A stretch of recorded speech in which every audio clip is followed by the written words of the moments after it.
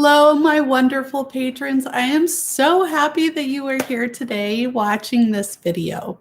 So we are beginning our series on spiritual gifts. And I want to talk to you about what they are and how you know if you have them. So the first way to know is just book a session with me. That's easy, right? So I charge $100 for a session right now. I suppose I could raise my rates in the future. Who knows? But in that session, I will sit and help you discover some of your spiritual gifts that you either have really strong or developing them now would help you with your current situation. But to be completely honest, you don't need me. Because through this series, I'm going to teach you about the different spiritual gifts, and then you can use your own intuitive powers to figure out what gift you have, how strong you have it, and how much you're using it, and then figure out how to develop it or turn it down, whichever you prefer. So let's go into that right now. So I covered some of this in the last video, but I'm just going to recap so it's fresh in your mind. A spiritual gift is something that's within you. It's a part of you. So let me think of another gift that I have. Love of individuals. So when I end my videos, a lot of times I say, I love you. And that may sound funny to people because I don't personally know everybody that's watching my videos. However, I have the gift of love of individuals. And that allows me to love each and every person that I encounter, whether it's face-to-face or virtually. I truly do love people. And yeah, it's an amazing gift. It's got its drawbacks, but it is an amazing gift. We'll come back to that. Then there are divine affinities. Those are things that you are attracted to. So let me give a different example than I gave last time. So there's an affinity for the piano. Okay, so this is somebody possibly whenever they see a piano, they have to touch it. Or they hear piano music and they love it. And they're like, don't change the channel. I want to listen to this. Or they just think pianos are beautiful and they want more of them in their life. And so, yeah, it's just like, it's something that they're really drawn to. Okay. And so how do you know? How do you know if you have a divine ability or divine affinity? So first you identify the ability or the affinity that you want to know about. So let's use love of individuals, for example. There are 3 ways that you can check for this, possibly more, but 3 ways that I know of. The first one is intuitive knowing. Now, this one can be the easiest, but it depends on how skeptical your brain is. For me, it's the hardest because like I'll intuitively know something, but then my brain is like, do you really know that? I'm not sure I believe you. So it's like there's this little doubter in my head. And so I like to have a backup. There aren't really any tools for intuitive knowing. You just know. You do need to be able to differentiate a true knowing from your internal bias, because we all have biases because of the environment we were raised in or the things that we have been taught or the things that we've been exposed to.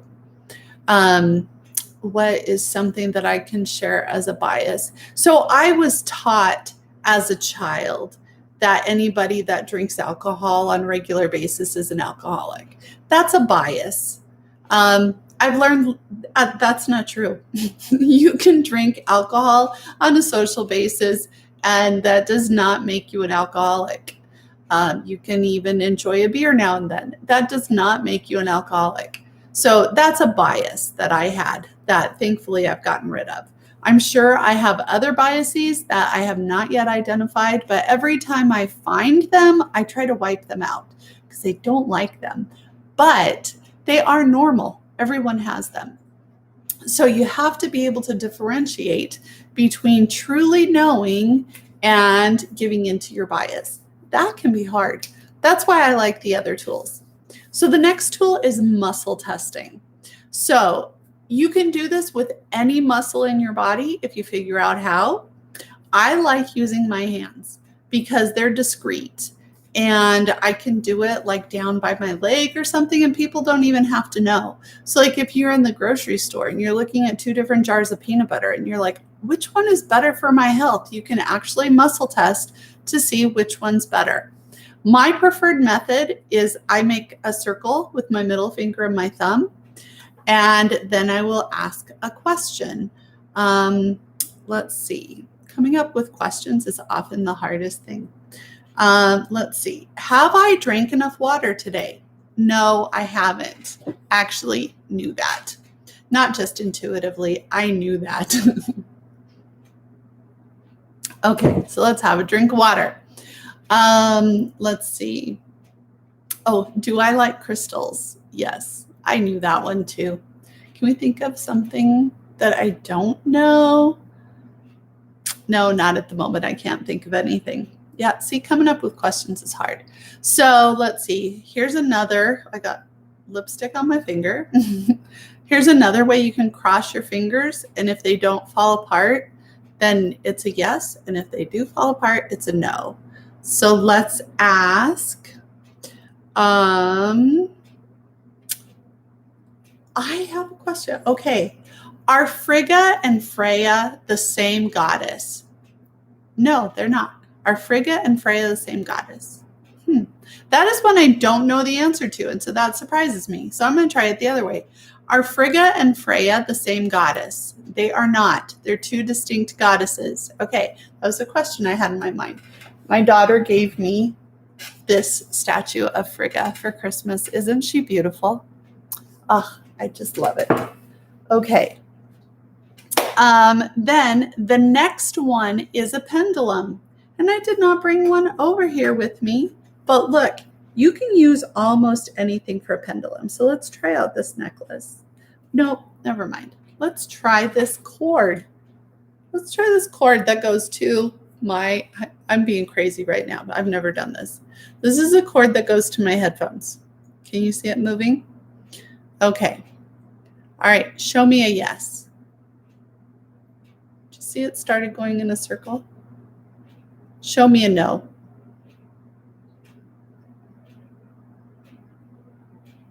It stopped. Oh wait, maybe it's swaying. Let's try this out. I'm not sure this is going to work with power cord. All right. Is my name Susie? Look at that. It's making circles. I just love this. I love how pendulums work. It just freaking is so cool. Somehow it attaches to your energetic field and tells you what you need to know. Some people have a hard time with pendulums. For me, it just came really easy. Let's see.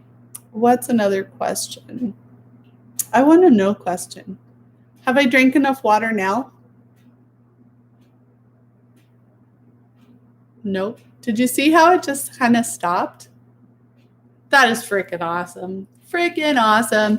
I have a couple of pendulums. I'm sorry I didn't bring them to show you in this video. One of them is clear quartz with copper. The other one is obsidian. I absolutely love my obsidian pendulum. I love pendulums. I just do. I love them so much. So as I go through this video series, every video I'm going to tell you about a new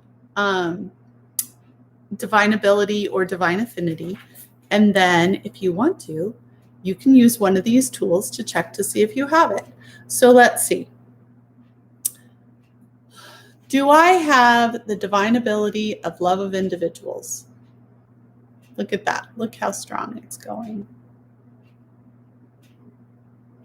Oh, I love it. Do I have an affinity for the piano? What the frickin' crap? I've been trying to learn the piano all my life unsuccessfully. Maybe that's why I'm having such a hard time. Oh, that's hilarious. Oh, I'm a little by that. Okay, you guys. Well, I love you. Thank you so much for supporting my channel. And I hope you have a beautiful day. Bye.